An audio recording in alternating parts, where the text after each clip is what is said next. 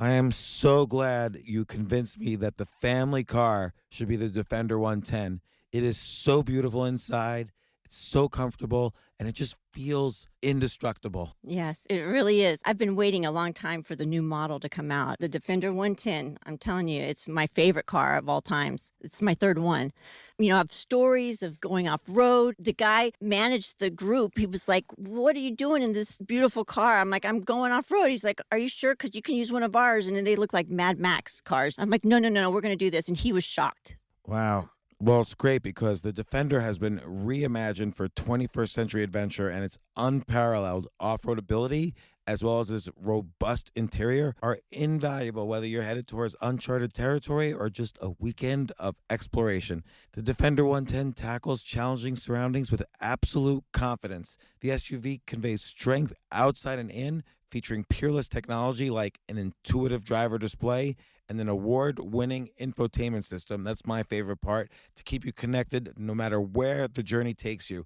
Adventure is unique to everyone, and so is the Defender. Choose from the two-door Defender 90, the four-door Defender 110, or the larger Defender 130 with the ability to seat up to 8 passengers. You'll find uncompromising performance in all three. So pack up and go even further with the Defender 110. Learn more at landroverusa.com/defender. These days, we're all investors, trying to be smart with our money despite our worst impulses. But at iShares, we believe that deep down inside of every investor is a better investor. One that's just waiting to be let out. Explore iShares ETFs and insights and let your best investor out. Visit iShares.com for more information. This isn't your average business podcast, and he's not your average host. This is the James Altucher Show on the Stansberry Radio Network.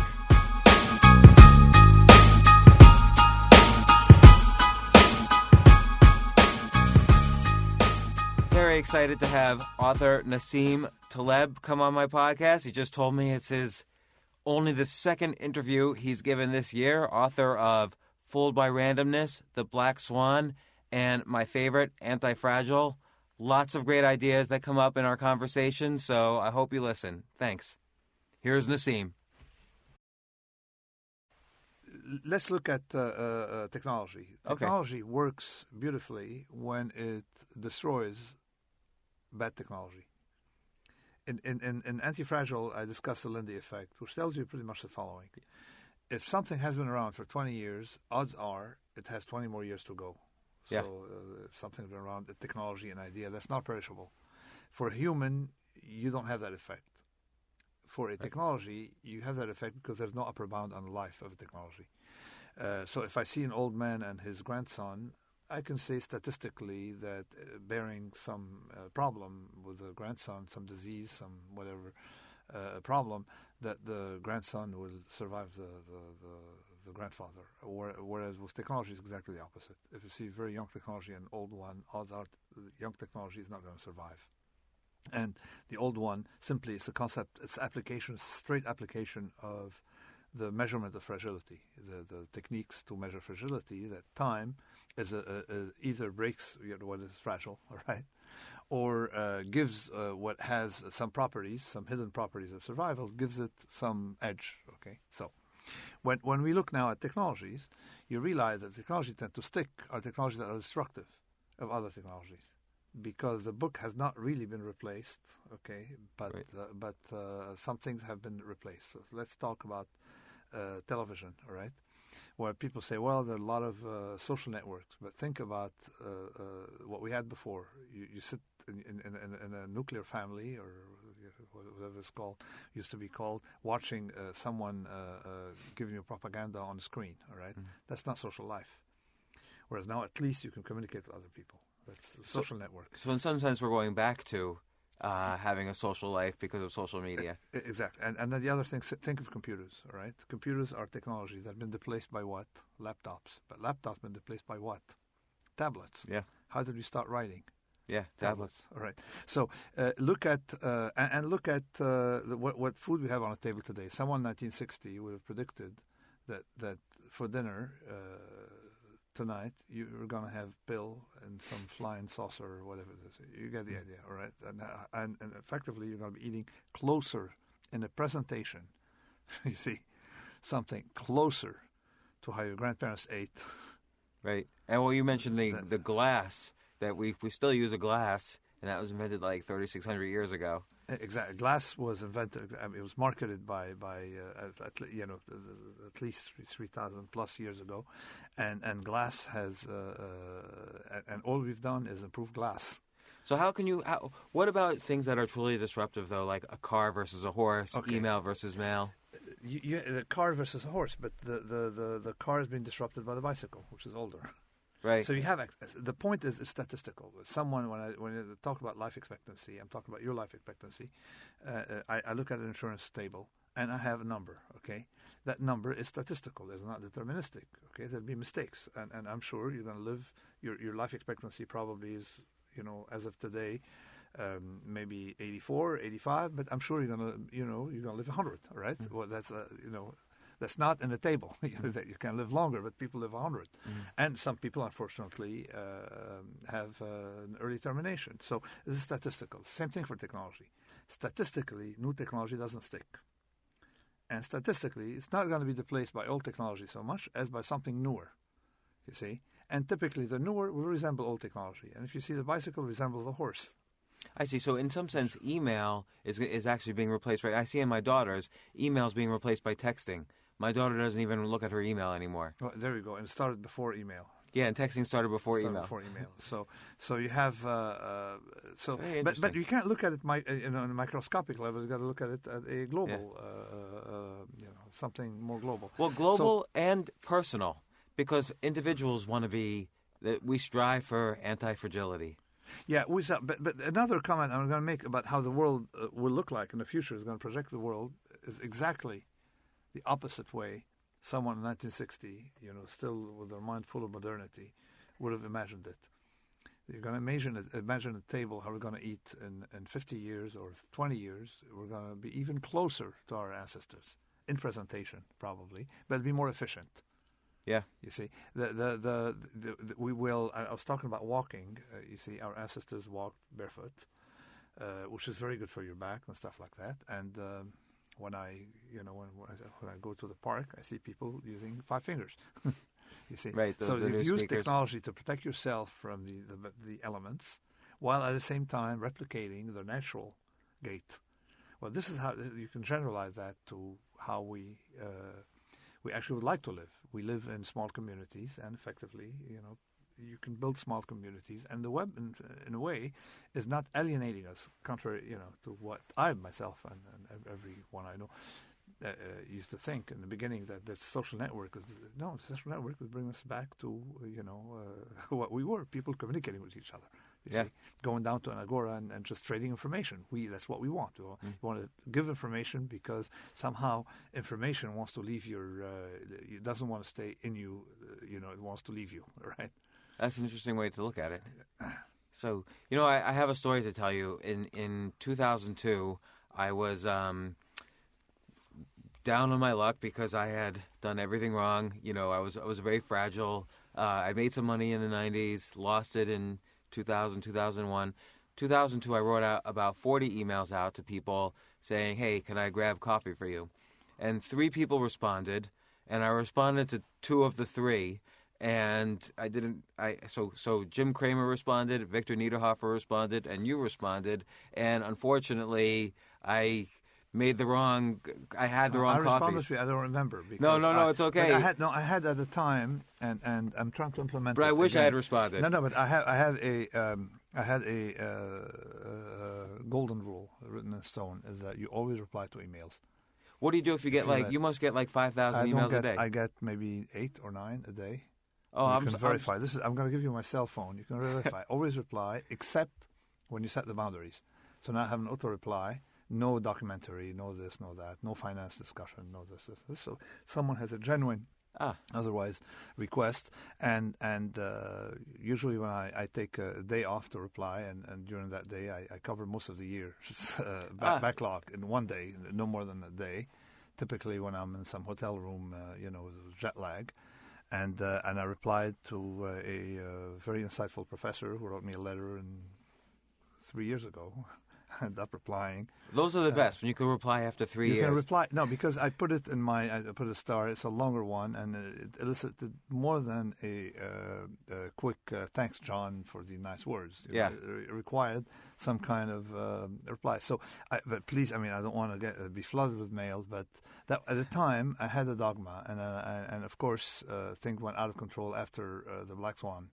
Yeah. And now I have a filter. In other words, if you meet some requirements, I'm obligated to answer. Huh. You see, if someone is trying to sell me something or trying to invite me to a TED conference, of course I don't have to reply. It's part of the please don't invite. Or journalists I don't reply to. I don't want journalists in my life, which is the reason I'm on Twitter. Yeah.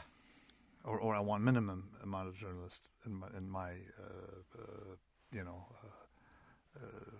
there's something about the atmosphere when you have journalism in it. It sort of debases it.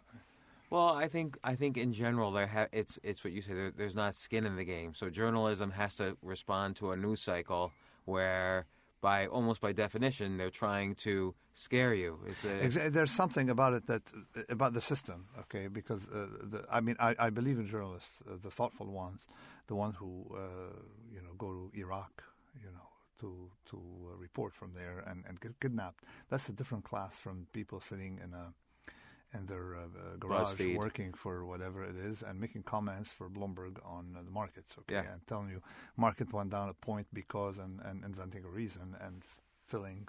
And in fact, it can be very damaging because a journalist caused the Iraq war. So you're providing noise that causes people to take risks under the illusion of certainty. This is why, but there are other things also with journalism. The way I have had my ideas treated by journalists told me why I don't need a middleman. I can go straight. Right. You see, so I've been using social media in a very satisfactory way because I go straight. Cut the middleman. Cutting the middleman, which has been happening across every industry, is a form of anti-fragility now. It is definitely because okay, when you wake up in the morning, all right, and you check your mail. If you're scared of getting mail from anyone, this is what I say, sign of robustness, at least. To become anti-fragile, first you have to be robust. Yeah. If you're scared of if you see an email and you're scared, or if you're scared of getting an email, it means you don't have the right life. See? That's true. If you're scared of someone saying something about you on Twitter or something, it means you don't have the right profession. If you're scared, because eventually, if you're fragile, it's going to break. Right. You see, so and people notice it. So you have to put yourself in a situation where you're no longer scared of that. Now, let me ask you about that, because my technique for dealing with that is I don't respond at all to anybody saying something negative. No, about I don't care. My no, ideas. If you really don't care, you don't respond at all. But sometimes you like to mess with a guy. Right. Right. Sometimes you like to mess with people. No, not always. When I like to mess with someone. Okay. So I have recently I've had, because I'm a Christian from the Near East, so I'm waiting to find some of these, what I call them Arab intellectuals, right? They are sort of like ambivalent. Yes, we should be this, should be that, and I wanted to dump on someone, all right? And of course I found a couple of people, and that was fun, okay? But I don't really. Once in a while, okay. For example, if someone bothers me, I have a forum to go and state and keep going at him. And if he doesn't like it, if he doesn't like to be bullied, he shouldn't bully. All right. So, but it happens to me. I do it as a form of entertainment more than necessity. Right. You see that? Yes. It's different. If you do it out of necessity, you're dead. If you do anything out of necessity, you're dead. Exactly. Anything out. If you have to respond to something, you're dead. You see, if you do it just because there's a certain class of people who, political scientists, these people bother me, or intellectually, and I like to have some form of entertainment because I'm human. Okay, so that's a hobby, and usually I reserve these episodes to when I'm in a restaurant waiting for someone. You see, and you get in a bad mood if someone's late and you're hungry. You see the idea, so it's a perfect time to be aggressive with people. But I've had recently, I had this paper that you have in your hand on precautionary principle. Mostly that people talk about GMOs, say, we have no evidence that they're harming. Yeah, but you don't have evidence they're not harming. That kind of stuff. So some lobbyists from some groups, have gone on the web and tried to mess with me. They didn't realize that I enjoy it. I enjoy humiliating fraudsters or what I call charlatan. I enjoy it. So it's just, it's not a good use of my time. I know, but I'm human. So if all right, that's fair. You don't have an hour a week to play with people you don't like. What do you do with that time? All right. So let's talk about let's for the listeners take a step back and talk about what is fragility versus anti-fragility. This whole episode of anti-fragility can only be explained, and this whole episode, what I went through, my own, how did I get to the idea, can only be explained by the quest to figure out risk. Okay. And risk, again, at a personal level and a global level, economic level? Everything. Risk doesn't have actually a definition. This is the strangest thing. And risk requires you, to look at events and assign probability to them and see if they're going to occur. What's the risk of an earthquake? All right? And if you look, and I dug down, I spent 20 years trying to define risk. I couldn't. Nobody has, all right? The only definition of risk we have is what risk-averse people don't like, all right?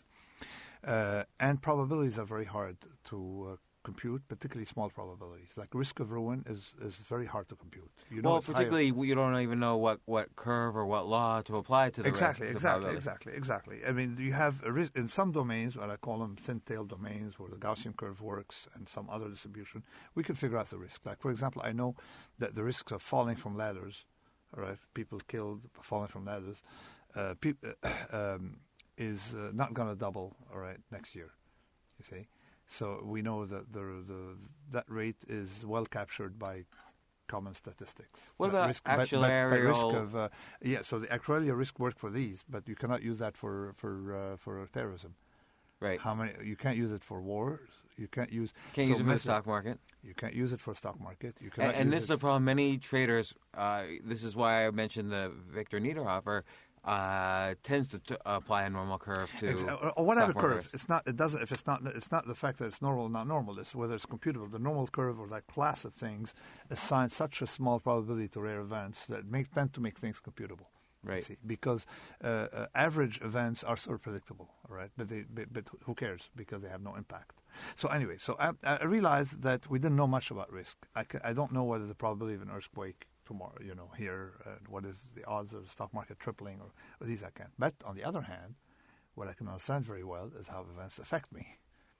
So this is what I went to the literature and figured out something that very often people conflate. I call it the conflation of events and exposure. Conflate how events, all right, the probability of events and how the risk of events occurring and the risk to them from these events.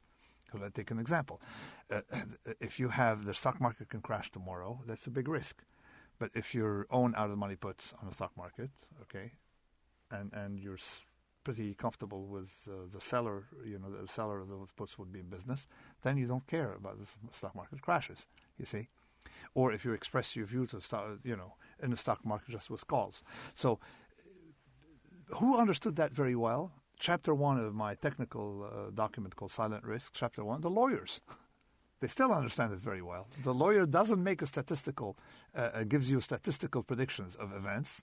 He hedges you against them by showing, by reducing your liability and constructing your liability. So it hit me that when I was an option trader, and I was an option trader for 21 years, largely in exotic and complex derivatives, and all I worked on is try to understand the payoff. And all I did wasn't try to understand the world, as people think traders try to do, is try to figure out, all right, a way to reduce liability from certain class of events. And you would ignore that outlier? Contractually, because contractually you can eliminate that, all right? Contractually, by defining your contract, that the contract doesn't cover this, cancels if that so happens, or something like that. So I realized, so the first thing is that we don't understand risk, but we understand exposure. And we had 2,000 years, more than 2,000 years, probability was born with lawyers. But right? don't you think we also ignore exposure? Sorry? Don't you think we ignore exposure in general, like because we assume that the worst is not going to happen No, to no. us? What people, yeah, but we ignore exposure, or sometimes we overestimate exposure. But at least we understand exposure, and you can construct exposure. But so I figured out that divorce, and then one day it hit me looking at a coffee cup, all right, that I could define fragility. While looking at a coffee While cup, looking at a figured- coffee cup, as I said, was this it is one of the fragile. Greek coffee cups? Yeah, exactly. It was a coffee cup on a table, and I was looking at it, I looked at it, I said, oh boy, I can do, and Antifragile started that day. All right, I started writing it, I started doing the math behind it. I said, for 20-some years, I've been an option trader, and we have a definition of things that don't like volatility. You see, the things, think of a coffee cup. If there's any random event in a room, not one of them will help it. It'll be either neutral or negative. So you have an asymmetry. Right. There are things suffer from, they have more downside than upside. I looked at it, I said, this coffee cup is short. In my option language, we call it short gamma or short volatility. I looked at it, I said, we have a definition of fragility. Can I generalize to everything, fragile, being negatively affected by volatility? Yes, I can. If I can do that, then I can do something because I spent my time as an option trader, and also I did my PhD. So I did everything on some specific, properties, all right, of complex option packages. So I just said, okay, everything that doesn't like volatility is fragile, and everything fragile likes volatility. So, and everything flew from there. So you can construct you can construct a sort of a prism, all right, to view the world in three categories.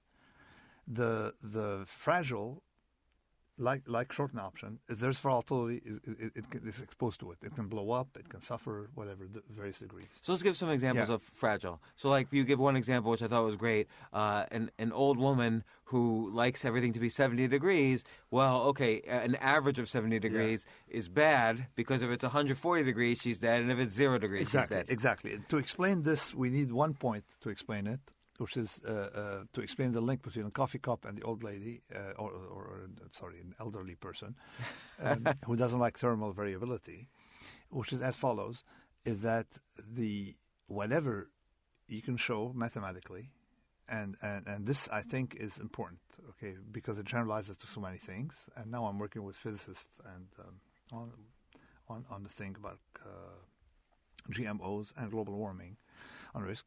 What is important is that what doesn't like volatility doesn't like variation, doesn't like stressors, doesn't like time. You remember we started the conversation talking about time. What doesn't like volatility doesn't like time. Why? Time is volatility. It's more events happening. Right. You see? And doesn't like entropy, doesn't like stressors. And you can very easily make a table of what are the things that what doesn't like volatility doesn't like, and put them all in the same group, the fragile.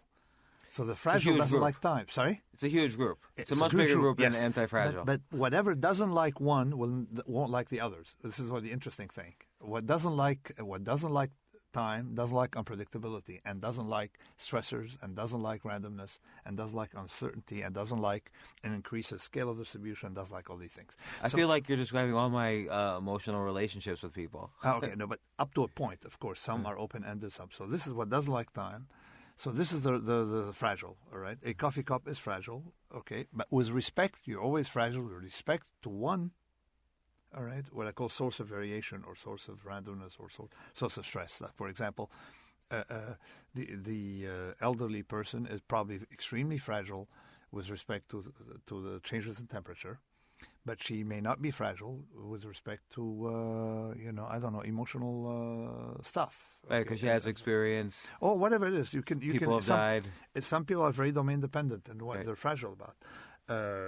Someone could be a weightlifter and is dumped by his girlfriend and go jump from a cliff. Okay, so you can't really transfer from one domain to the other. So now we have an idea. Humans can do that, and it's interestingly. So humans have an ability to adapt to multiple let's say, social hierarchies. So I can be in one domain, like handle things emotionally, but not be able to handle extreme changes in temperature, whereas other mammals or other animals almost can't adapt to anything. Humans are more adaptable. Yeah, we are, but that's the thing that's very important to understand, that humans are, the reason we're successful is because we are, again, not adaptable, but we have a broader, we depend from, we can make it through different environments, thermally, all right, and also, it's very important, we are omnivorous. We can eat everything, right? And omnivores, we're omnivores. And omnivores are rare. It means we can eat like a lion and eat like a cow, you see, and do fine in both cases. And the problem is people don't understand that we are not omnivores by choice. Hence, we need variability in the food supply, and we need some deprivation of some food groups once in a while, because that's how we became omnivores. That's the stressor to the system to make us antifragile. Exactly, particularly protein. And I said that if we part lion, part cow, the cow has no randomness in the way it eats, but the lion has more randomness. So you have to have protein less steadily than other food groups. So I see. So in the areas where you're anti-fragile, you want to encourage variability. Exactly. So let's put some the structure. We said the fragile doesn't like variation and variability. All right, and we're always fragile with respect to something. The robust doesn't really care. You see, and of course the anti-fragile on the right needs variability, and as a matter of fact, it dies if it doesn't have that variability. So if you just eat protein. If you just eat protein, you probably would have no kidneys in no time. All right, you need we're made for variability among food groups. If you just eat carbs, you also have a problem.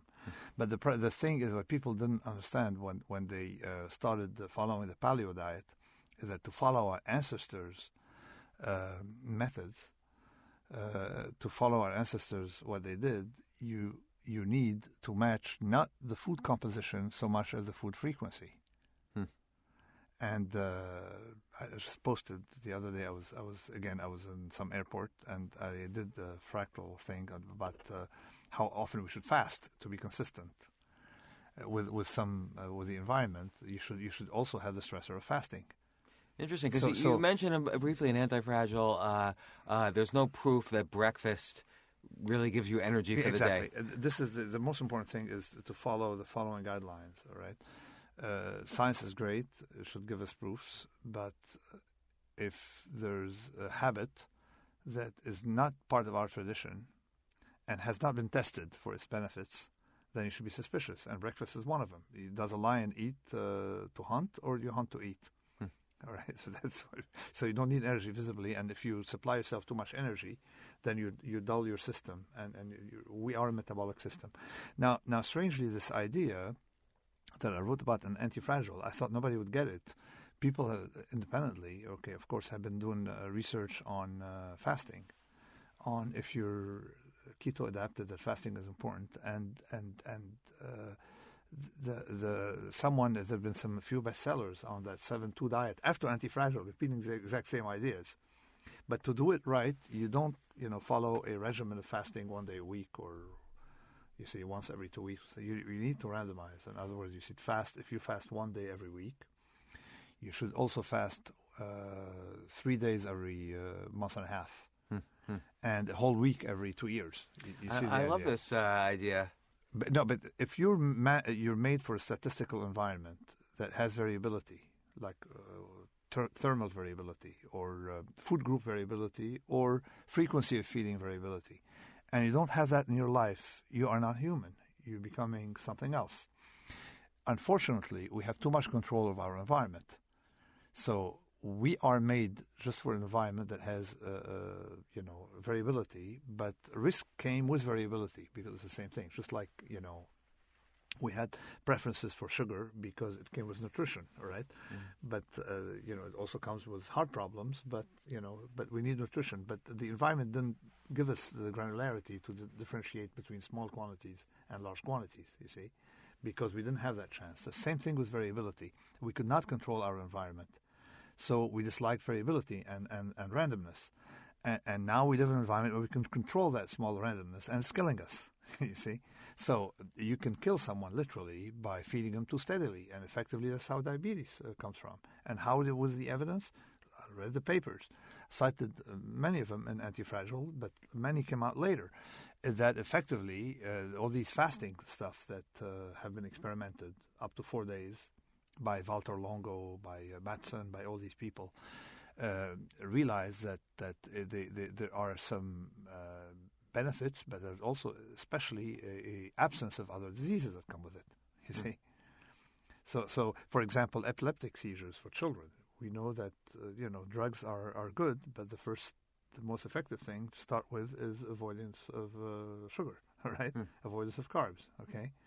And another thing is diabetes. Diabetes is the first thing should be to starve someone for a while, to teach, to the stressor and see if, and you can figure out how often they have diabetes, okay, by the frequency of famine and you can back from the disease, you can get the statistical properties of famine and our habitat from that. And this is mathematically very easy to do. Nobody has done it, but I mean, I have a sketch of how it's to be done. For example, if you starve yourself for a day once in a while, you have some benefits with asthma, okay? So asthma comes from this, okay? It doesn't come from this, but you can make a statistical link, and then you can say, okay, diabetes has this link. So you're not saying what asthma Parkinson. comes from, you're saying how asthma could be avoided. You're doing I'm the saying via that there's a negativa. mismatch between us and the environment, you Okay. see? And it looks like because we have a spate of diseases that we had to have at least one starvation day every fortnight, you see? Right. You have to have a week every year or something. You can back out from the environment, what the shape of that statistical curve should be, you see, with some comfortable precision. So anyway, so to go back to the structure, that we have the fragile, the robust, and the antifragile. Right. What makes the antifragile very powerful is that you can measure if something is antifragile from local sensitivity, and that is what is interesting for us. Like, for example, why am I making statements that fasting is good for you, like the stressor deprivation? You have to have some acceleration of gain locally. Just like you have to have some acceleration of harm locally for something to be fragile. And let me explain it, right? Oh, I can see with fasting you could have both. Yeah, but let me go back to the definition of fragile Okay. to see how we can go from there, from one to the other, because it's always easier to explain the fragile than the anti-fragile, mostly because our brains are risk-averse, you see. So let me explain the fragile first.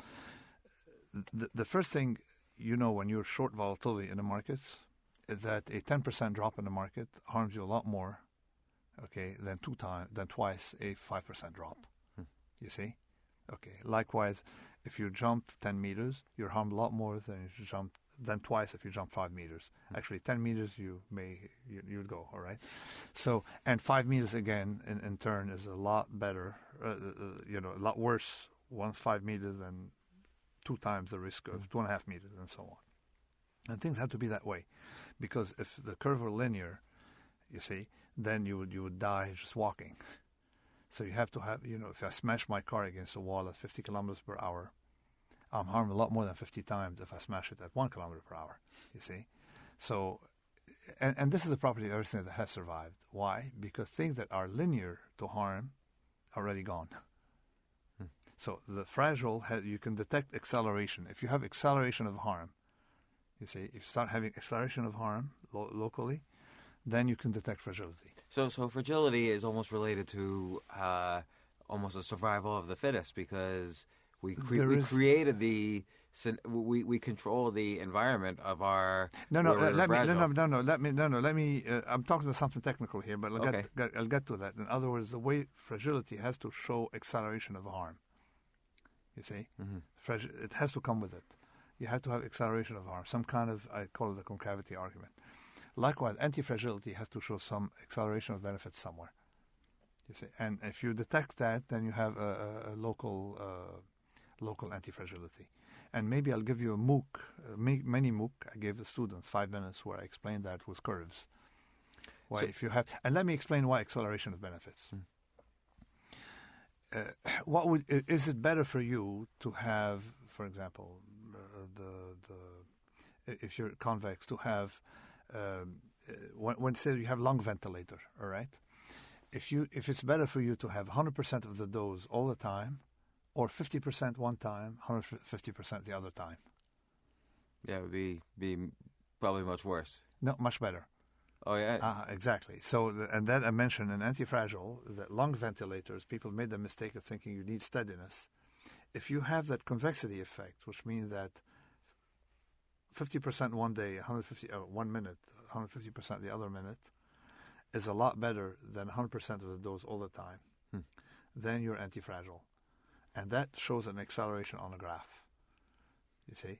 So it's the same thing with a coffee cup. You want to hit it with intensity of 2 per, say, intensity of 2. You can hit it 100 times the intensity of 2, it won't break. But if you half the time intensity of 1, half the time intensity of 3, it would break. You see? Right. So if the linear combination of 2 different numbers is worse, you're fragile. And if the linear combination is better, you're antifragile. Let's apply it to feeding, all right? Or to the temperature. Is it better to spend the whole day at 70 degrees for your health, or spend some time at 50 degrees and some time at 90 degrees? Well, obviously it's better for your health to have that variation. So a linear combination of 50 degrees and 90 degrees is better for your health than just 70 degrees. It means you're antifragile. And you can keep varying that interval to see up to what point, because visibly we're fragile if you, instead of having 10 degrees variation or 20 degrees variation, you go to 100 degree variation. Yeah, you would die in both cases. So you're fragile when it starts harming you, the interval, and widening and narrowing the interval for keeping the same average. It seems like anti-fragility in that case is like almost like a donut. So exactly. You have fragility in the middle and fragility on the outside. So if the variability is too much, I'm fragile again. Some things are, something like randomness. Yeah, and now you're talking about evolution. Let me talk about evolution. Evolution without randomness, you don't have evolution, because you don't have the fitness. There are a lot of mechanisms of evolution.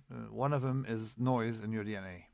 Okay, if you have no noise, okay, and the DNA is transmitted without replicating error, because every time someone has a child, there's a replicating mistake. Or not every time, but statistically, there are mistakes in replicating a DNA. So if you try giving a DNA deterministically without mistakes, you don't have evolution. But if you have mistakes, you're going to have 10 offspring. Some of them will benefit from the mistake, all right? Then you have evolution, all right? Those who benefit get an advantage and keep going. So replication error is good. So something that likes an error, all right, has some advantages. The problem is that your error rate is too high, you will never conserve the benefit. So you have to have some error rate, not too high and not too low. And this is why what I say that antifragility is local. It's good, for example, to have 1% error, not 1%, 1 per 1,000 error rate, for example, because it's good. But if you have 10% error rate, then your offspring will not retain that advantage to transmit it to their own. So, antifragile is local, except in finance, where it's sort of finance is always weird, where you can have things that benefit from volatility with no ceiling, contractually, or some things may have a high ceiling. Let me again use the concept of antifragile and convexity, and I'll show you where. Okay, lift weight. What's better to build muscle? To lift 1,000 times one kilo, or 1 pound, or 1 time 100 pounds? Well, I wouldn't be able to lift 1,000 times 1 pound, so I'd have to go with 100. I wouldn't be able to lift 1,000 kilos. No. What I meant is 100 times 1 pound, or 1 time 100 pounds. Oh, I would say 1 time 100 pounds. Okay, so there you go. So there you get the convexity, is that every pound gives you more benefits, you see, for given the same total amount that you're going to lift. To a certain Up to a amount. point. But visibly, you're not going to have health benefit lifting 1,000 pounds because then you would break your repetitive stress whatever. disorder. No. 1,000 pounds will break your bones. Right. Whatever it is, if you someone. But if puts you lift someone on your 100 shoulder- times 1 pound, you just get repetitive stress disorder. You won't get even worse. Exactly. You won't build So- any muscle. Exactly. So the whole idea of Antifragile is understanding what I call the convexity effect. The convexity effect, if a linear combination of two things, all right, is better, than one thing of the same average. But what I like about that is you don't have to explain why something works, because then you go into the realm of, mythology. You just have to understand this, measuring this aspect. Exactly. Of antifragility. I'm very skeptical of people who try to understand the mechanism and we have Like, the why does a psychological- 100-pound weight build muscle? We don't exactly, really know. Exactly. So, and I said it here in the book. I said that when I started weightlifting, I was told, hey, there are micro tears that fill up, and then you eat your protein, or you have protein shake, and a micro tear that fill up with muscle, and everybody's happy because of the tear. Okay, so it's a very nice story. But then I came back and asked, yeah, but how come the lion has so much muscle without working out? All right. Well, they say, well, it's hormonal. All right. They say, hormonal. And then discover that people who take steroids grow in muscles. All right. So you realize that muscle growth is something informational that doesn't seem to have much to do with the way people used to interpret it. But so the theory behind muscle growth will change maybe every generation, or maybe and we'll never converge because science doesn't work. Doesn't have definitive answers. We'll never fully converge. But the fact that if I lift 100 pounds, I will gain muscle will never change. Right. So when you can observe, phenomenology is robust. Okay, theories, the explanation are not. And people yet have more respect for theory than phenomenology. Phenomenology is cataloging things that have monstrous regularity without really understanding the reason. And I don't have to explain that to you what the mechanism by which if I hit someone on the head, okay, he's gonna not do well. All right, you have to explain the blood vessel. I don't. The fact is it won't change the story at all. So in my book, robust, our methodology is very robust, right? Phenomenology is very robust, okay? It does catalog things that we know that if you overeat, you're going to gain weight. Now, what's a pathway that will store who cares, right? If we focus on these things that we know, we do a lot better, you see? I'm not against science. I'm against interpreting scientific theories as truth rather than focusing on robust phenomenologies, you see. And statistical regularities are part of that phenomenology, you see. The way we handle randomness is part of that phenomenology. And there are some things that are necessary, mathematically necessary, absolutely necessary mathematically. Like, for example, that if you are convex, in other words, if 80% of it, then necessarily you like variability. Then necessarily you are antifragile, and that thing. Then necessarily you benefit from random supply of that thing. If you do better, and you take those books on starvation. Now there have many of them showing how cancer cells do. Okay, but if you look at it, you say people effectively do better after X days of starvation, and then they can eat all they want. So visibly, instead of eating 2,000 calories for 8 days, they eat 0, and then they can eat the rest. They do a lot better, okay? But you don't have to go into the mechanism to understand that that's a regularity. You see, that you can, and from that, you can make mathematical statement without having to understand the process at all because it's necessary. Well, let me ask you a question. Because we've removed so far, let's say, because we have this controlled environment that we can control, do you have to now measure statistically to get us back to... Exactly, that's the problem. Okay, let's go back to life, all right? We had no control over transportation, so we walked a lot, right? And now we got better. We can make life comfortable with a car, okay? Now, what do? You drive your car to the gym to compensate for it, you see, and walk on a treadmill, you see. Normally, that's completely absurd, but we do that, no? Mm-hmm. That's a compensating fact to fix it. But this is not something new. The Greek Orthodox religion forces us to have 200 vegan days. I didn't know that. Yeah, because in opulent societies, you overeat on lamb, you're going to be harmed. So we have including 40 days of Lent, or entirely vegan. You go through 40 days of purely vegan, stuff. We have Ramadan in Islam. If it's done properly, you should, and Judaism has 6 days of fasting, plus recommended, a lot of rabbis fast X number of days, just to have a clear mind. So if you look at, so these are compensators. There's no different from going to the gym, to compensate from the fact that we have too much control of our environment. And it's the same thing with lack of cold. I was you have saunas, all right, where you induce variation, okay, and you have reverse saunas. I was in Qatar, a place I hope not go back because I don't like their politics, and they may force me to stay there anyway. So I was in Qatar, and I noticed that they had a reverse sauna, which is a room where temperature is kept at something like minus 20 degrees centigrade, where you go for a minute, a maximum minute, to a reverse sauna, all right?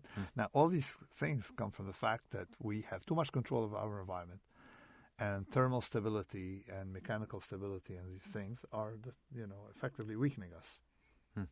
But then you have to measure whether that's, now we're in a position where we have to measure if that's good or not. Well, we can guess pretty much. I mean, we can guess that if you don't walk too much, you're going to gain weight, you're going to do this, you're going to have this. You can guess that if you don't, go lift weight in the gym, your bone density will do so. So you can pretty much calibrate your life to have enough. And most people do, who live healthy lives, live in cities where they walk a lot.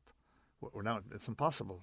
At some point it was easy to drive in New York City. Now it's impossible. Right? So somehow our environment also is forcing us to go back to more ancestral methods. Right, and you mentioned there's an anti-fragility there because people might complain, oh, I'm stuck in traffic, but I'm in a city where. Or there is some anti-fragility there where I'm in a city where everybody wants to go. So the fact that I'm in harm means I'm in a popular place where there might be money and opportunities and so on. Exactly. It's not. I mean, don't complain about traffic. It means other people want to be there as well. Yeah. Right? It's just that there's something very interesting, by the way, about traffic. Traffic is highly nonlinear.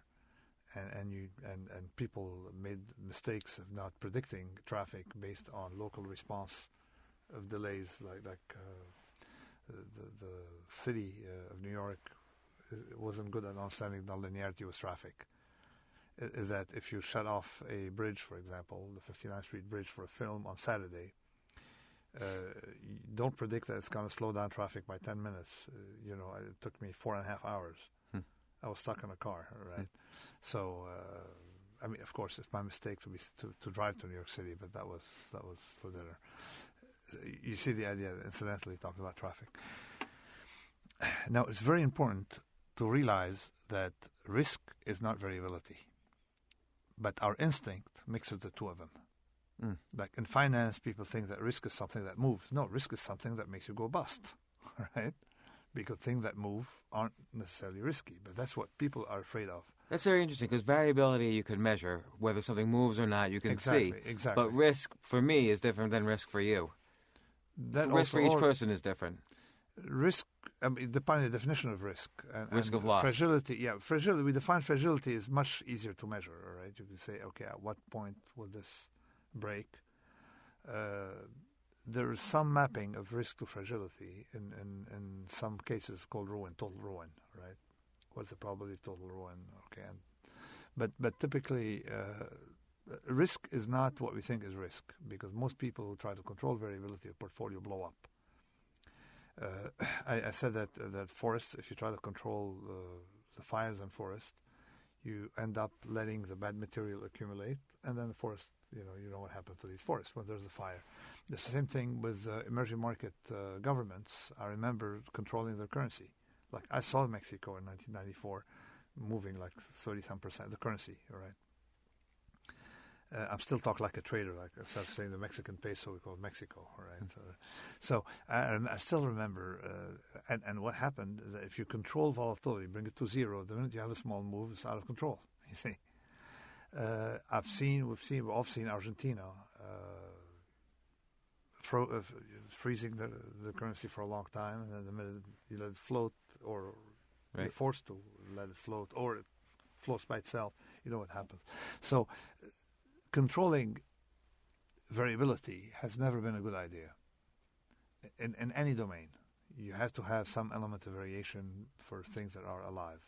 So what, other than, like, let's say the financial markets, what are some clear areas where you see people trying to control variability? Well, I mean, I wrote on the Black Swan that Syria was going to blow up because they had no political variability. You know, you need maximum political variability because things blow up otherwise. Flammable material, as I said. And if you generalize it, you realize that you want a municipal system where you have maximum variability because you have more. It's more of a continuum rather than have a president at the top.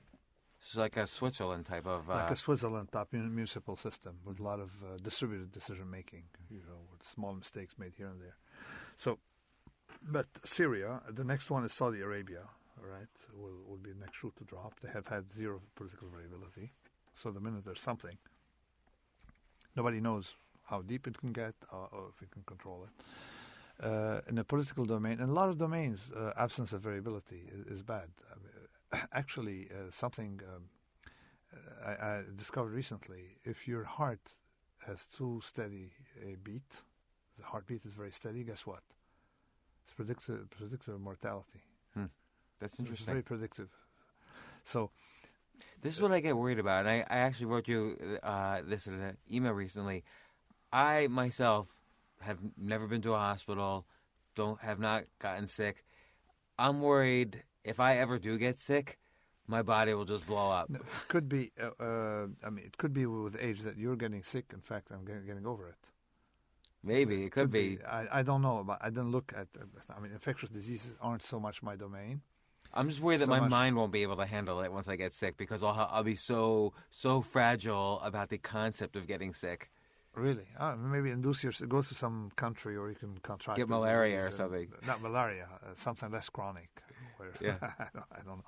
It is interesting. But you mentioned that in the book, in Antifragile, that you do have an anti-fragile personal program for yourself. Like you like to, for instance, walk on uneven surfaces. Uneven surfaces. I like to walk on rocks, not walk on roads. And there's evidence actually that walking on rocks, for instance, increases lifespan. They've done look. I mean, I broke a nose initially, but since then I've been doing rather well, and it's I feel alive after I walk, and I think that we didn't understand sleep for a long time. People trying to reduce sleep and then having problems elsewhere. I think we also don't understand walking. I say if statistically we've been walking so much in our history, okay, I need a very convincing reason, all right, to stop doing so, and there's none. Okay, so I try to walk. It's pretty much what I try to do as main activity. Okay, my activity is some 20 hours a week minimum. But I've noticed one thing is to have a comfortable life. I wake up in the morning. I don't want to have any obligation except walking. And if I walk on something, like sleeping on something. You walk, and I try not to think of that thing at all. Say I have to write an article, and at the minute I'm stuck, I don't try to make an effort. I just walk, and I come back. All right, sometimes come back and it pours out on its own. So in other words, never make an effort locally to try to solve a math problem or do something. So don't stare at a blank screen or a blank page. No, nothing. Make no effort. Life is too short. Okay, just go take a walk and think of something else. And I'm sure some mechanism works better when I walk, because I'm my main activity since I have been full time into scholarship and stuff like that. I've been reading and walking, right? And the more I walk, the more I don't spend a lot of time writing. It just comes out, all right? If I don't walk, I have this blank screen business, and then you get in trouble.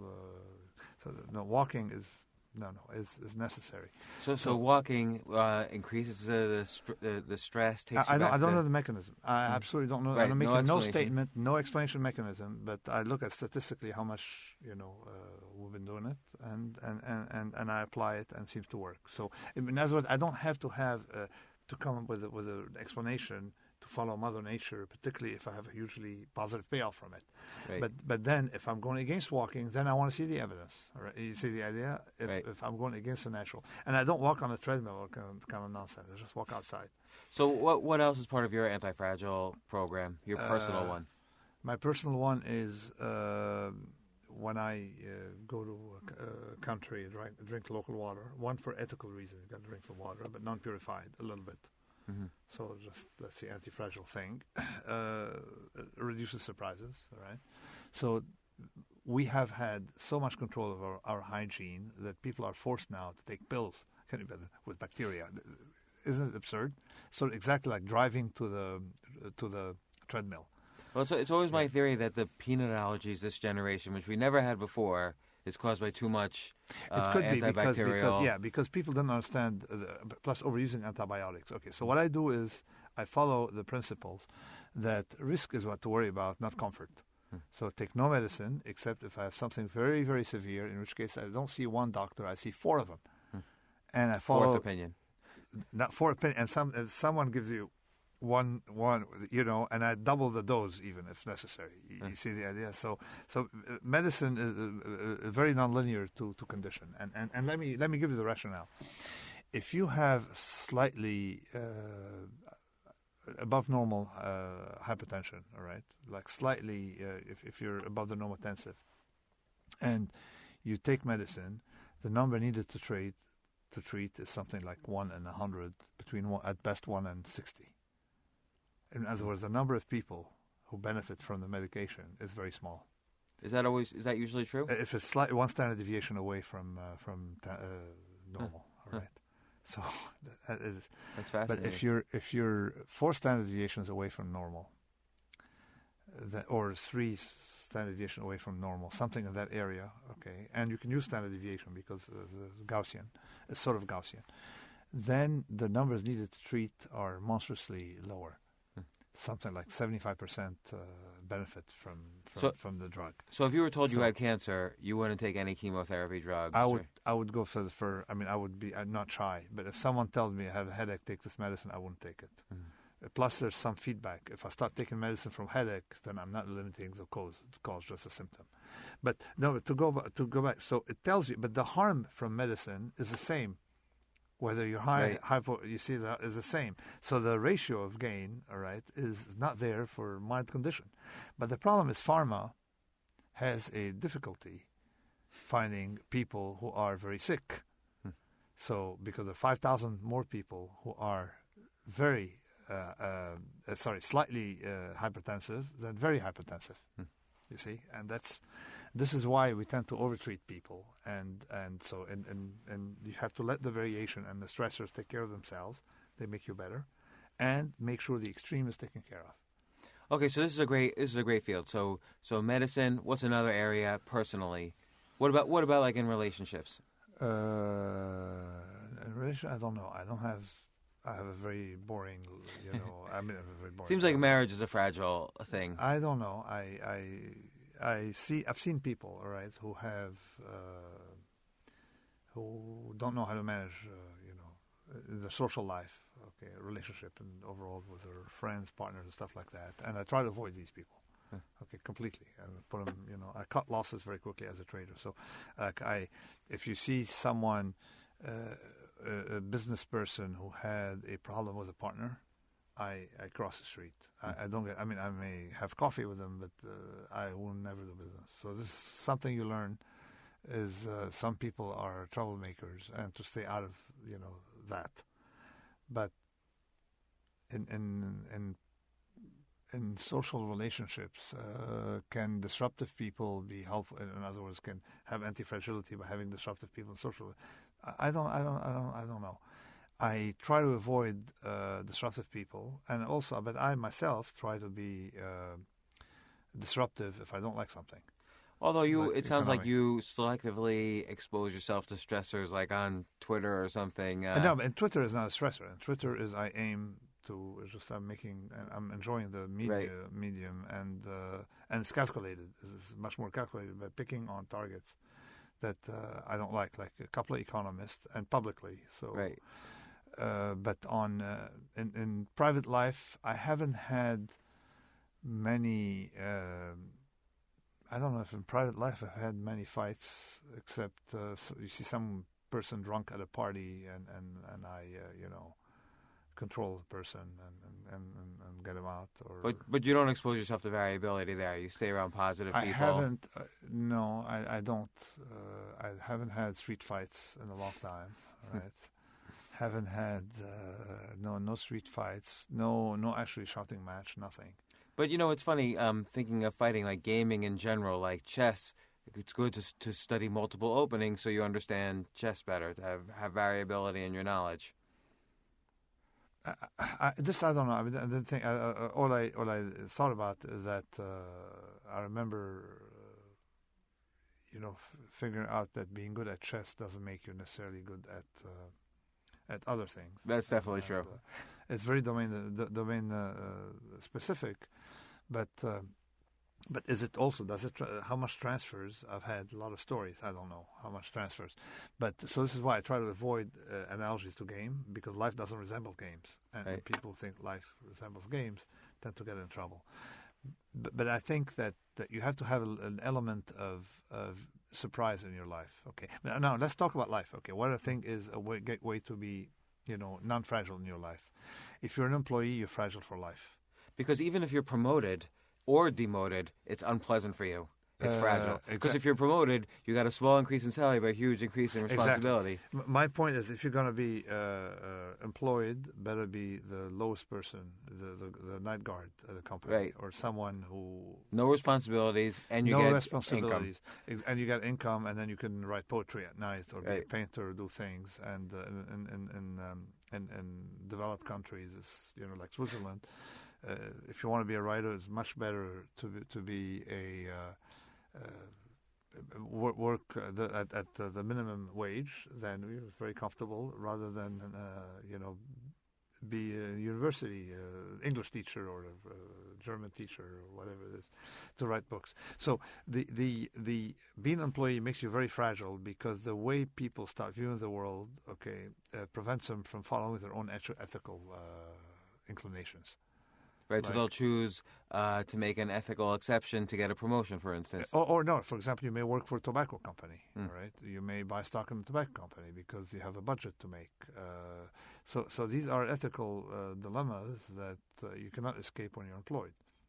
It's similar then, to make a budget. So owning a home makes you more fragile than renting. Well, it depends. I mean, to be personally, I never borrowed a penny, all right? And almost never. I had an arbitrage once when on my first job. Trading doesn't count.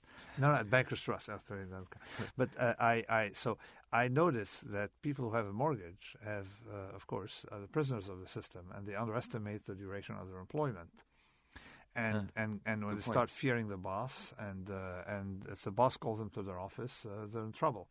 If you have money on the side, you're much more robust, okay? And money on the side is the opposite of debt.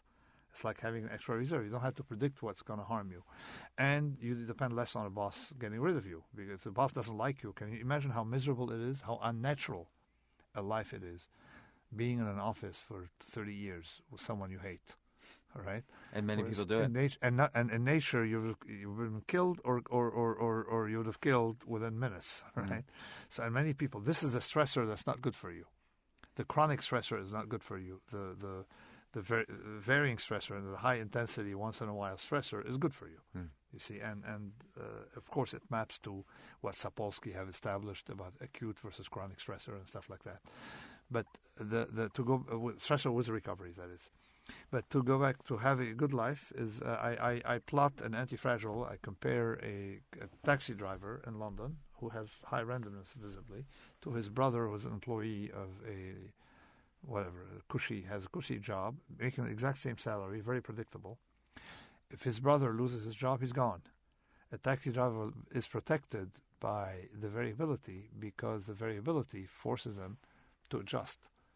So if you don't have business near Heathrow, you try to find another airport, you see, or maybe you try to find nightclubs. You're adapted.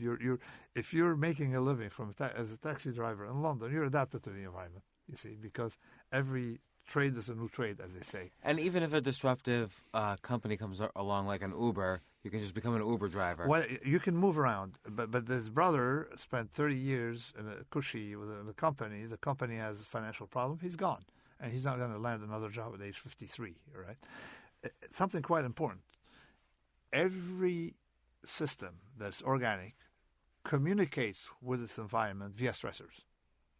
So you lift weight, it's a stressor.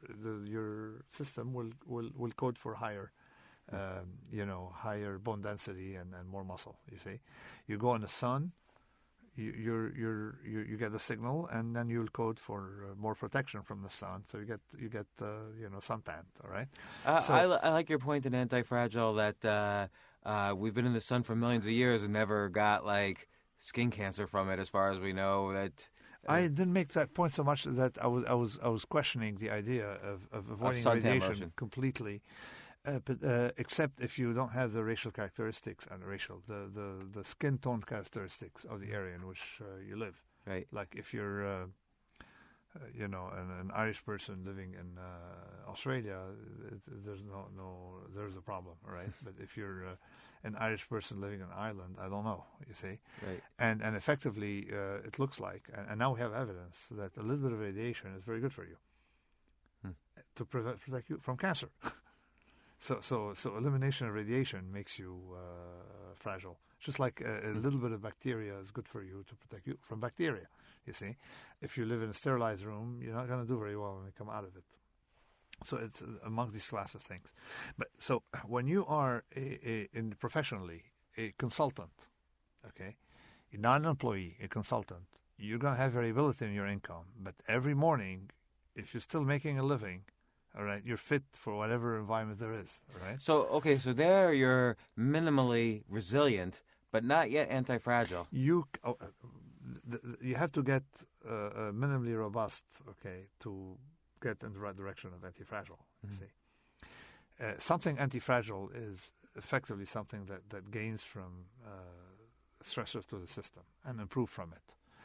We have also to avoid looking at humans as a unit. You have to look at systems, you see. So sometimes the fragility of the person is necessary for the safety of the system. Take the restaurant business. If restaurant weren't fragile, wouldn't go bankrupt, you wouldn't have a healthy restaurant business where people can eat well. So how can the individual, right, be? What can you do in that environment? In that environment, you have to make sure that you're capable of starting a new restaurant very quickly. So it's almost like you have to build the sensibility that if this restaurant fails, at least I'll have the experience to build a better restaurant. Exactly, and then you have to integrate that failure in your learning curve. But to really be anti-fragile, you have to be in a business of trial and error, where all your side effects are going to be beneficial. And there's no business, it used to be, no longer like that, that benefited from its own mistakes better than pharma. Because if you're in that business, you make a mistake with your hypertension medicine has a side effect. Well, that side effect leads to Viagra, for example. Well, that's the good news, you see. And effectively, if you look at, I have a big bone with academic research, with everything, trying to exactly map the environment, thinking we understand it, and fooling ourselves, rather than focusing on payoff. Again, trying to predict rather than focus on exposure. Have a convex exposure, anti-fragile exposure is something like the best model is cooking. You cannot imagine, right, what something should taste like just from writing down on a piece of paper the chemical composition. You cannot. No, you have to try. Well, that protects us from having too many theories in cooking, and then everything goes by trial and error. So, but why does trial and error work well? Where I'm trying to make the perfect hummus. I add an ingredient, all right? It doesn't taste good. I give it to my mother-in-law, you see? So your downside is small, but if I hit on something great, then I'll have my great hummus, you see? So pharma works that way. And the rate of growth of medical research in gains and finding drugs and cures and all that was much higher under trial and error than today that we think we understand biology. You see? So mistakes. So given that we make mistakes, we might as well be in an environment where we benefit from mistakes. You see, so the restaurant industry benefits from the mistakes of its members to improve. The airline, or the transportation industry, every plane crash reduces the probability of the next plane crash. Benefit from its mistakes. So that's a healthy system, but it's not necessarily always good news for the people at the bottom. But nevertheless, we can say that if they died, all right, at least they've saved more lives, all right, than the ones that perished. Do you think, so given like the current economy, which is sort of floating on top of these bailouts from 2009, what's your stance? Well, I mean, bailouts are, of course, against my religion, against everything I believe in, because you're disrupting a system, creating moral hazard. You didn't let the crash happen. I would the system. But the counterfactual is wrong. My peers say, well, would you have saved the economy, let it fail then? If it's a wrong counterfactual. You would have opposed bailout since 1982, when Mr. Reagan started bailing out the banks. 83, when they bailed out Continental Illinois, when it started, having these systems. So, the bailout situation is tricky. You cannot say, well, you cannot look. You have to look at it as an ensemble. Build a system that doesn't require bailout, and we know how to build these systems. What's a system that doesn't require bailout? Well, the first thing is you force everyone in banks that require bailout to be, why are we bailing out the bank? It's too big. We're not bailing out the restaurant, although the consequences locally on the person and the staff are the same. They're going to be unemployed, Monday morning, and with financial losses. But we don't care. We care about protecting the system. So if someone is making $20 million bonuses and we're going to bail him out, take a mistake if he's wrong, that's wrong. So any business that's bailable out should not have these bonuses. And people tell me, well, we lose talent. I say the banking industry has proved only one talent, that of getting paid, individually, because it's a business that never made money. You see, so. This is how you structure a system to be robust from the inside. You structure a business, the banking business, to be like the restaurant industry. You don't structure it to be something like a government. So another thing that's very central for a system to work well is to have what I call skin in the game. In other words, people bear direct consequences for their action, not because it's a deterrent, but because it's a filter. Because if you go bust yourself, you're out of the pool. You see, if you're a bad driver, okay, that's fine. You're allowed to be a bad driver, but you're not. We don't want you to harm others.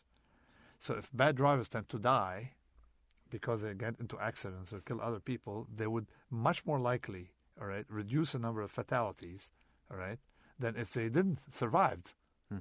Likely to kill, those who kill other people driving. This is my idea of skin in the game, as a symmetric risk thing that causes bad risk takers, all right, to be harmed, or to at least learn if they're. I don't believe in learning. I really don't believe in learning at the individual level. I believe systems learn through filters. What about entrepreneurship, though? So if somebody starts a business and fails, they might learn from that experience. Well, no. Yeah, they learn from the experience, and also the business model of entrepreneurship is what I was in. Out of the money options. I bought out of the money option. I always lost money. And I was in business of and then people. It's very interesting. Entrepreneurship is like buying out of the money options. Exactly, and you have people who kept telling me that I was doing the wrong thing, and they still work for a living. You see. And so you can only smile and say, okay, be polite to them, and they teach you how, because and then my reason is that the tails, okay, is any error in model, all right, means the tails have to be more valuable, and it's a little complicated to do it without a graph. No, but that's interesting. So entrepreneurship is actually saying the tails have more value than anybody else thought before. And so you're going to develop. Yeah, I mean, look at the world. The world is built today by entrepreneurs. Everybody who short tails, there's no business that short tails that's still in existence. Insurance companies are the only one who do it because they do it with things that are thin-tailed and cap the tail. They don't have the exposure in the tail. Insurance companies, people don't understand that. Insurance companies, they don't sell tails. They sell the body distribution and they block you. For example, your house, they cap you. All right. What interests me is beyond the cap. Right. So So I was in the business of buying tails, all right, or at least protecting people from not having the tails and stuff like that. So it is when you're in a business like that, you start looking at the world of tails and you see who understands tails, and you realize entrepreneurship. If the tails weren't mispriced by the world, we wouldn't be where we are today.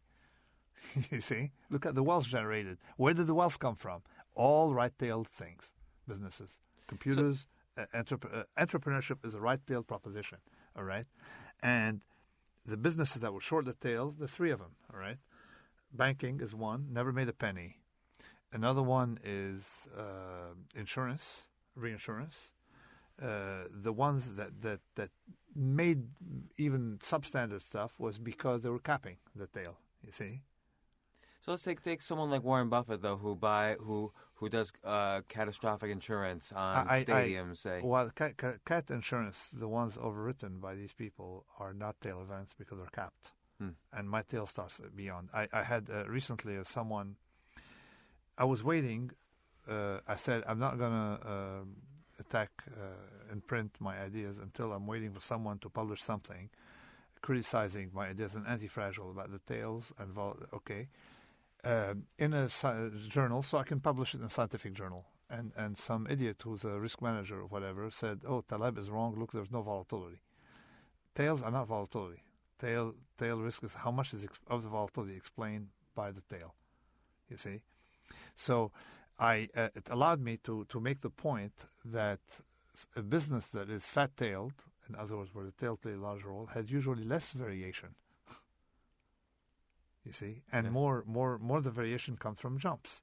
So, like, look at Argentina. Well, when you have a fat tail, you start to get into a power law. Sorry? When you have the fat tail, it could be a power law. No. But one of the characteristic of a fat tail is not that there's a fat tail event, because often you don't see it. That there's no volatility outside the fat tail event.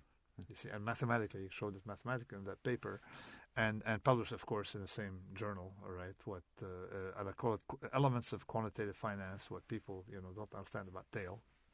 It was four mistakes, but it was very interesting because then I caught a risk manager who didn't understand risk. That the risk isn't in variation. Effectively, when you shift to the fat-tailed, in other words, it's not so much volatility. The VIX doesn't represent fat-tailedness; it represents variation. And usually, to build, like I used to build fat-tailed trades, I would sell volatility and buy the tails, and all be harmed by medium volatility. Not very fat-tailed volatility, which is what people couldn't understand what my business was. I tell them, I don't want medium volatility. I want no volatility or maximal volatility, right? So to really map it into businesses that have, typically, you can tell actually that businesses that are short the tail tend to have steady income. And businesses that are long the tail tend to have erratic, highly variable, and typically not good outside of tail events. And these are the businesses, effectively, that have produced what we have in the world. Okay. Now scientific discovery is a fat tail event. It's hunting for out-of-money options. There are costs. I mean, we spend a lot of money trying, all right? Pharma is the biggest fat tail as an industry. You look how much money they're in. What's their business? Their business is keep trying. You have cost of trying, we have small losses, out-of-the-money option, and you finance it. So I see. Okay. So what's ruined it a little bit is that the FDA requires more and more money to get a drug through trial, so it's hard to do trial and error. The cost of trial and error increases, right, visibly under regulation and other environments, and increases also under. What happens is that if you're, what people don't realize is the return is much more linear to number of trials than to total dollars spent.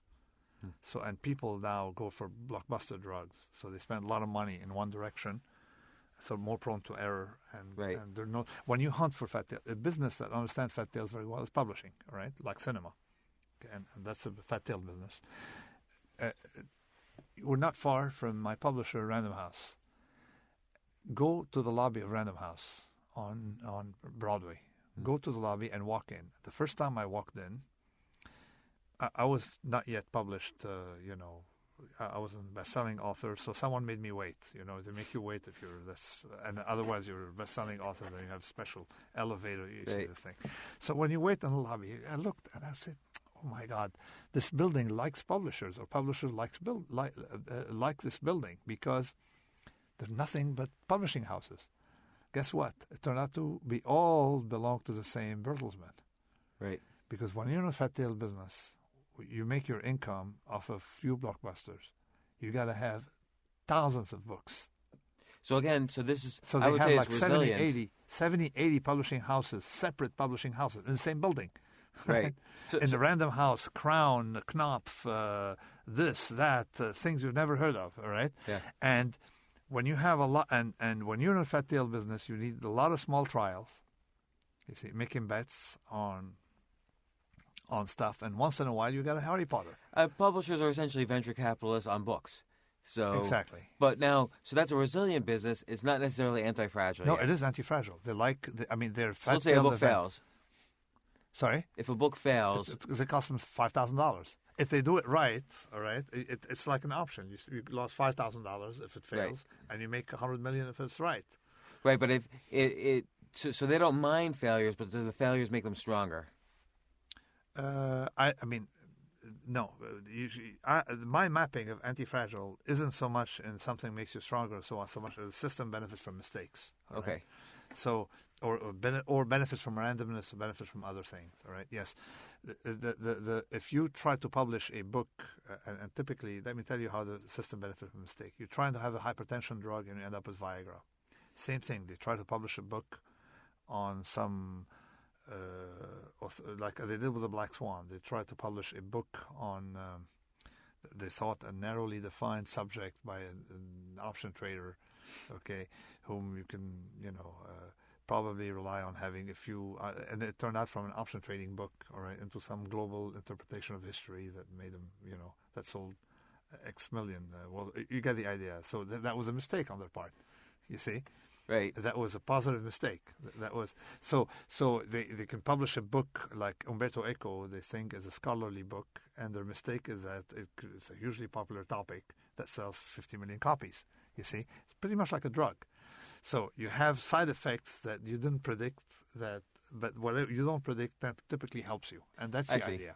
So, That's the way to the do model itself is strong because sometimes these small losses could turn into huge. Sometimes the No, mistakes small could losses. turn into huge You winners. have because no mistake will makes the book Right.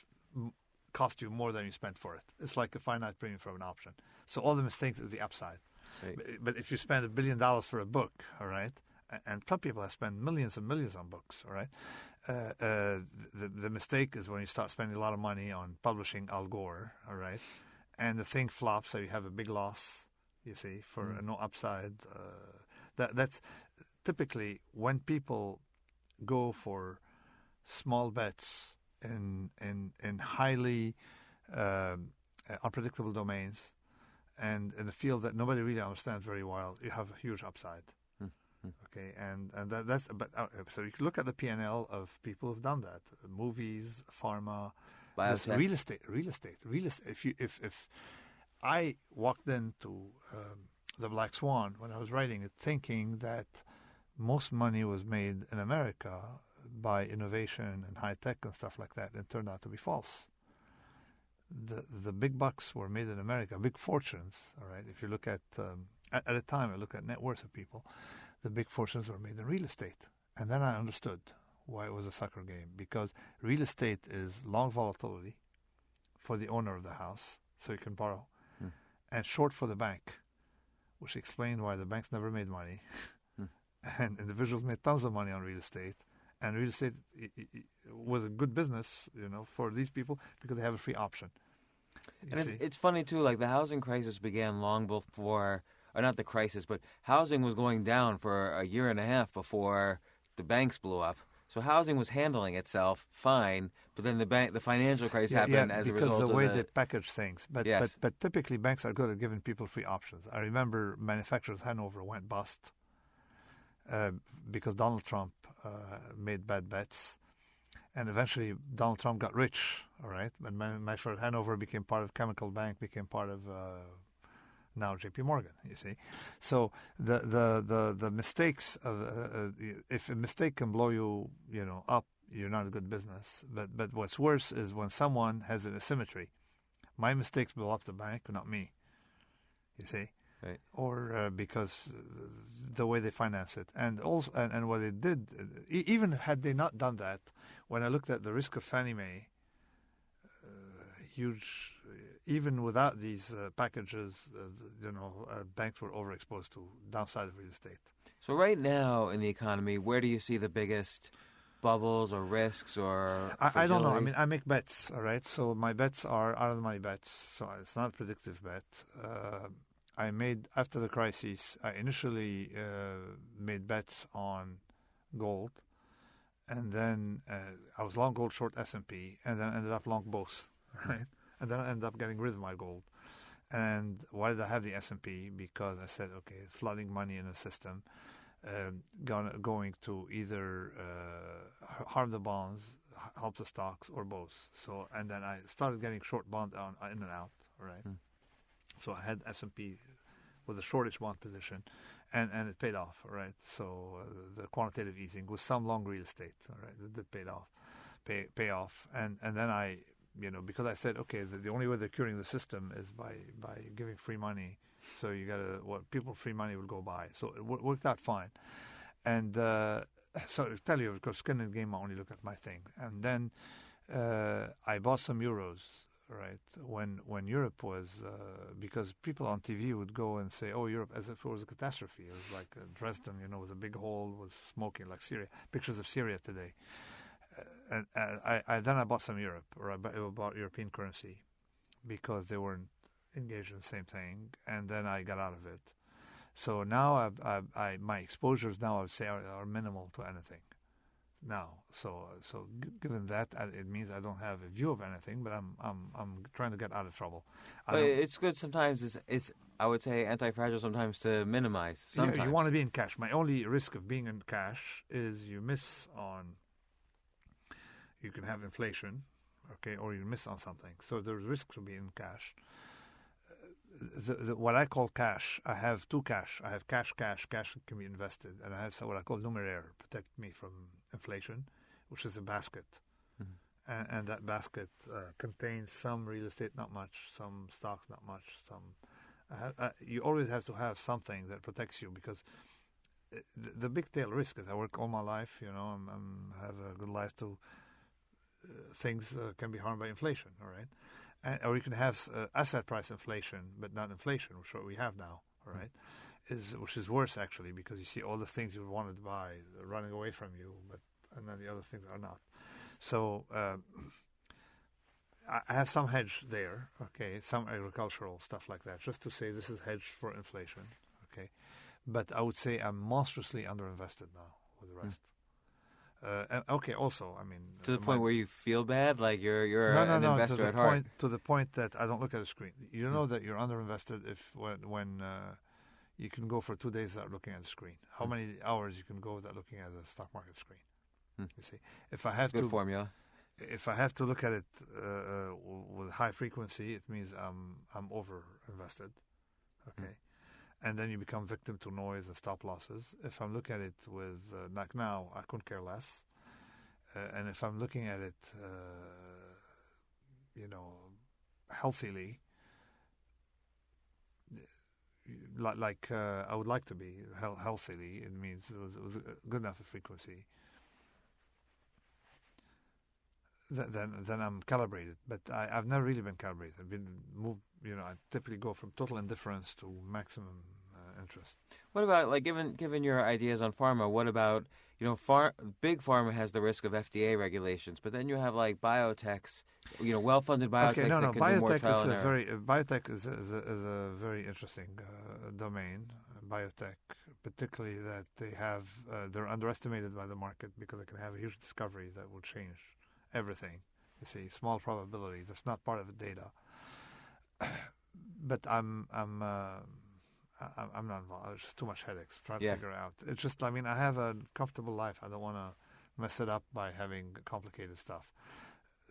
But sometimes for entertainment, I do trades, and typically I go with the irrational, which is strange for someone who likes the irrational, because it seems to me that if something is irrational, it means to be a hidden reason behind it. You see, if something, like for example, when I went into Europe was very, very, very, very, very, very, very, very steady, and everybody said it's bad news. If the journalists say it's bad news and the stock market is not, I go with the stock market. You see? Or I go with the currency. I go with the element. But I'm not too much in the market. Plus, of course, I have a convex bet on the crash in the stock market. So typically, I would say my position would be in the stock market. The way I do it is I'd be long the stock market. I lose money if there's a 10% drawdown. But if there's a 20% drawdown, I make tons. Because you buy out of the money puts. Because I always have this kind of out of the money thing. I played with bonds, but now it's difficult with bonds. Although, even though there's most likely some sort of bubble in bonds at some point. Yeah, I don't want to miss it. I don't want to miss much. it. I don't want to miss it. But to express it with a positive carry is hard. So sometimes you go in and I don't want to think about it. So you go out. Too complicated. Yeah, but I have enough gold, in my own thing, and I have enough short bonds in my core, what I call numeraire, that I don't have to worry much about that. So Black Swan, you're saying sold very well. I Fooled by Randomness is a great book as well that I highly recommend every trader reads. Fooled by Randomness. Yeah, Fooled by Randomness was read by traders, but not outside. The Black Swan was read outside trading. Right. A lot. And Antifragile, I almost view it as a personal improvement book, like a way of thinking about life as opposed to trading. It's the one that satisfied me the most in its reaction because what I always tell people is that there is nonlinearity. You don't want to sell 1 million copies because if you sell 1 million copies, you're going to have 800,000 people reading it, buying it, who shouldn't be buying it. Well, it's still hard to execute on it. People like their fragile lives because that's the controlled environment. So it's hard for people to say, okay, I'm going to fast randomly like every other week. Yeah, that's true. No, but Antifragile is the kind of... No, I mean, I wrote Antifragile not as a book for... I wrote it as you put your soul into a book. Yeah. So it is... it's a fourth volume of that inserto, and I put my soul into it. But all the answers in the Black Swan. I also wrote it in a way to be less accessible than the to the common person. And why voluntarily? Why? Because I don't want to have to the readers, and I don't want to go to conferences where you have all these big names who have bestsellers and be one of them, like in a cattle market. I want to just have my own. I pull back from public image. When you have a big bestseller, you have trauma, and you learn from stuff, and you say, okay, you want to do it once, you don't want to do it all the time. So I did not want to have as big, and I don't want in the future to have any big. I'd rather have a steady, smart readership than crazy people citing it without understanding what it is. And Antifragile is in that category. It's like Fooled by Randomness. Fooled by Randomness was almost never bought by people who didn't understand it. Or didn't get, not almost never. The ratio is very low for Fooled by Randomness.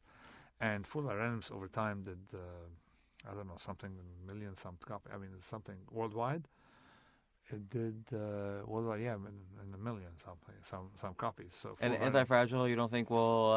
Fooled by Antifragile is selling a lot more than Fooled by Randomness. At its stages. But Fooled by Randomness, I want Antifragile. You want books to follow the Lindy effect. I don't care about what they sell today. I care about what they sell in 10 years. You see? To your point of, if it's still selling in 10 years, it's going to be selling for another 10 years. For another 10 years. Fooled by Randomness today is 13 years old, 14 years old. 13 years old. Still sells. This week, 14 years old, 13 years old. And it's not that it still sells. It's still in print. It's still active. The Black Swan is, of course, is too known as a metaphor that bothers me. Antifragile is similar to Fooled by Randomness, except that it's a different crowd. It's more difficult than Fooled by Randomness, much more difficult. But it got me thinking really just about every area of my life and what was fragile and what wasn't. And not only every area currently, but every area in the past, and how the different parts where I made myself anti-fragile just by instinct because I didn't want to lose anymore. That's good. Now that I'm thinking about it, there's a test you can do for yourself, all right? If you've had a little bit of disorder and you weren't harmed by it, it means you didn't have enough of it. If I wasn't harmed by it. If you weren't harmed by it. Right. If you had, and you weren't harmed by it, if you had something bad happen or something like that, weren't harmed by it, it means you need more of it. Well, no, I was definitely harmed by it. and then I had to overcome. Yeah, overall, if as a overall you weren't harmed by something, then you have. And let me tell you that a lot of people don't understand that something I mentioned just en passant, didn't focus too much on it in Antifragile, is post-traumatic growth. That growth comes from trauma. People talk about post-traumatic disorder. The real thing is post-traumatic growth. So if you do grow too much, let's say from a failure, that might not be a good thing. No.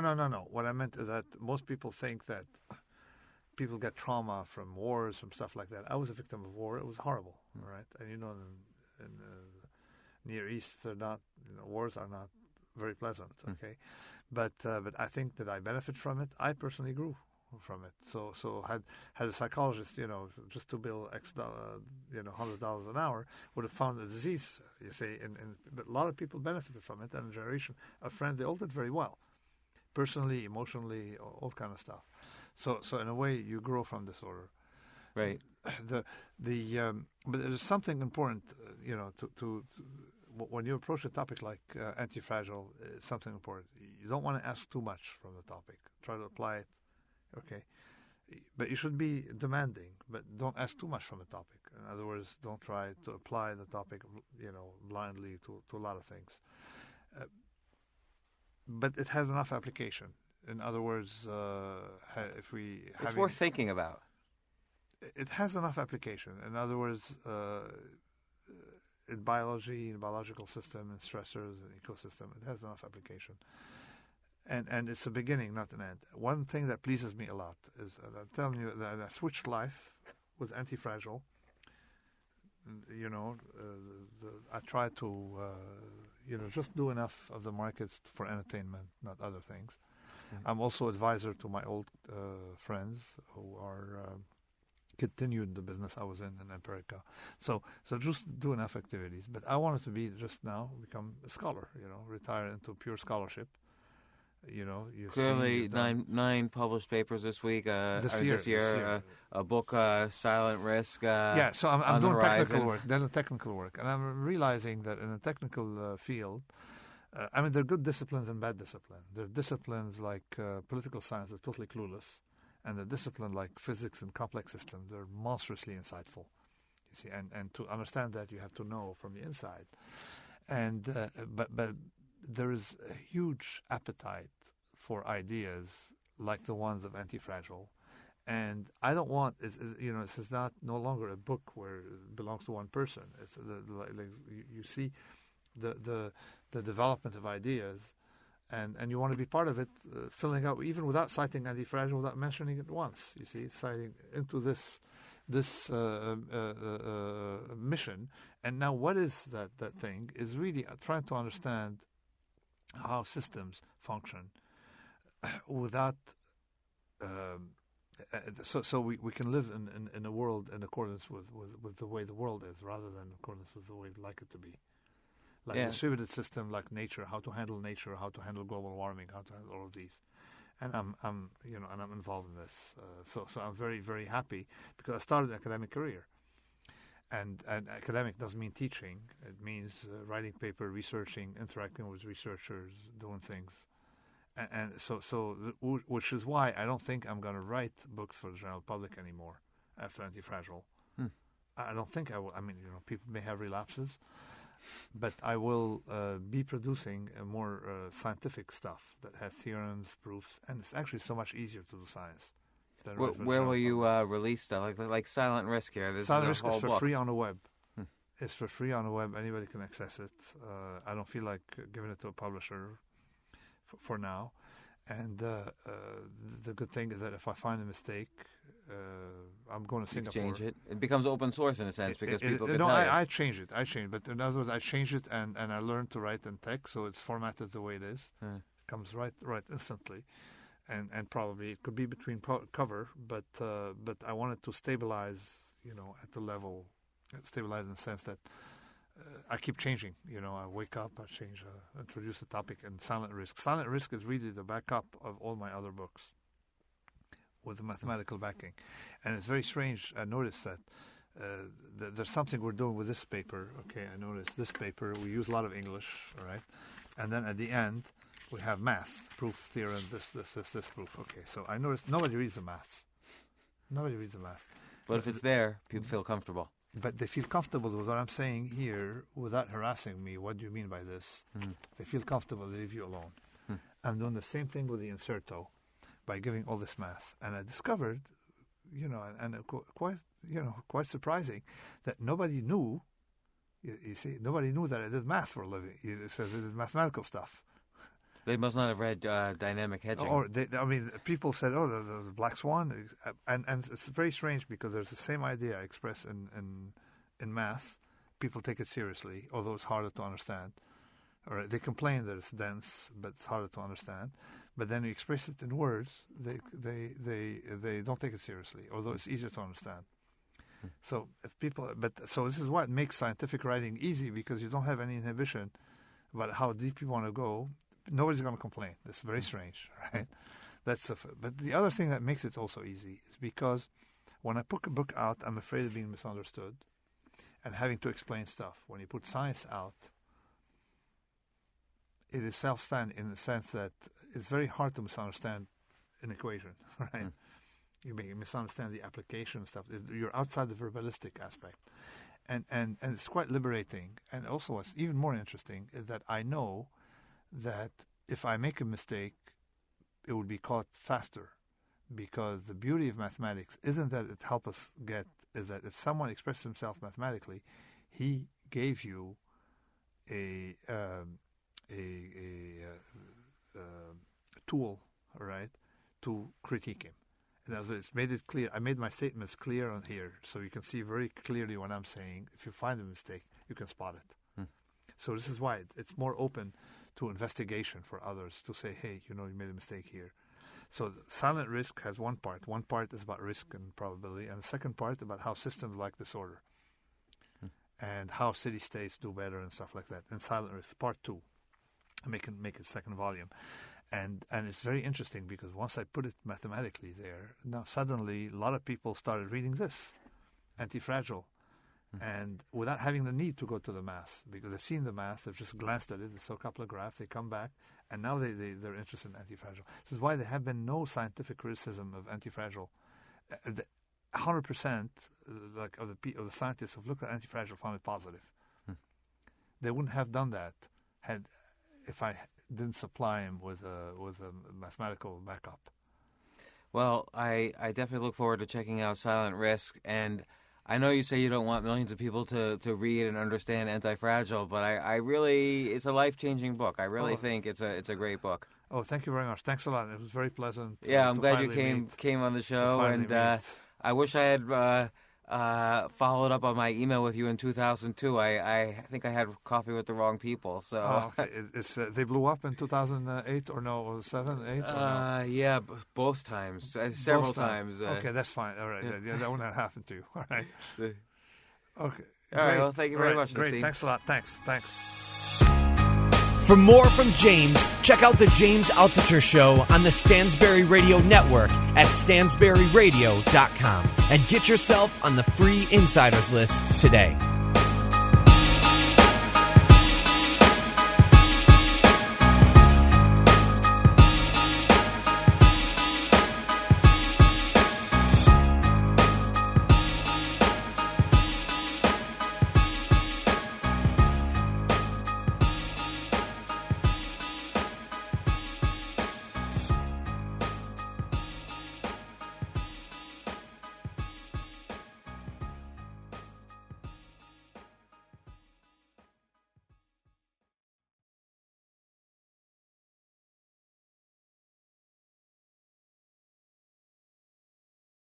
AI might be the most important new computer technology ever.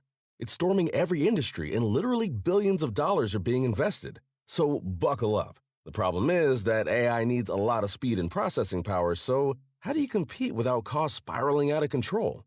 It's time to upgrade to the next generation of the cloud, Oracle Cloud Infrastructure, or OCI.